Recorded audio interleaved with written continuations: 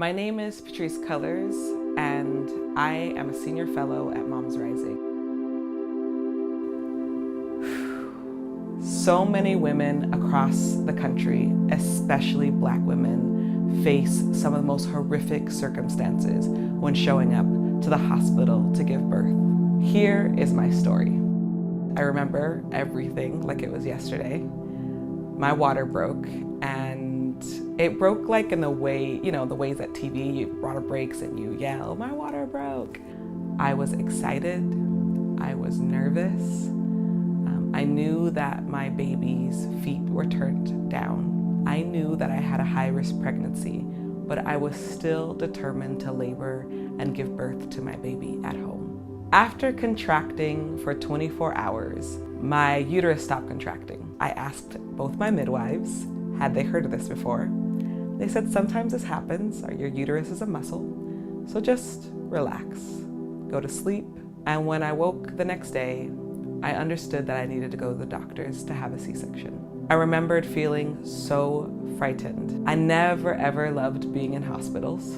In fact, I hated them. I never felt cared for being in hospital.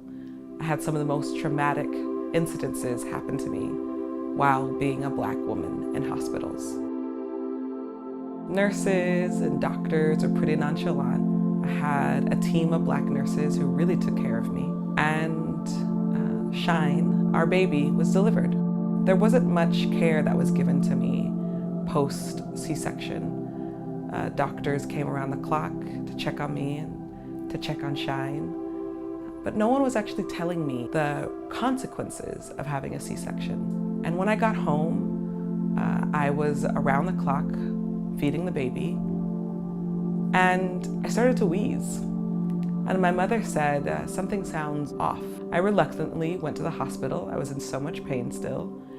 And when I got there, they had diagnosed me with pneumonia. I Googled pneumonia after C-section, and this was pretty common, yet no one had told me this. I also received a really alarming phone call from the doctor who had seen me in urgent care. He said, you need to come back. From some of the tests, we think you have a blood clot, and we need to make sure that we can ensure that you will be safe. And I started to Google blood clots after C-sections, which was also really common.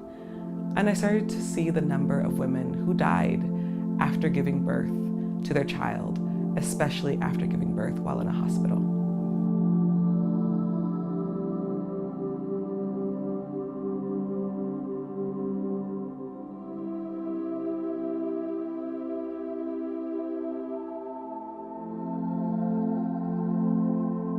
Part of my work at Moms Rising is helping build a network and support the network that currently exists, the Black Mamas Matter Network.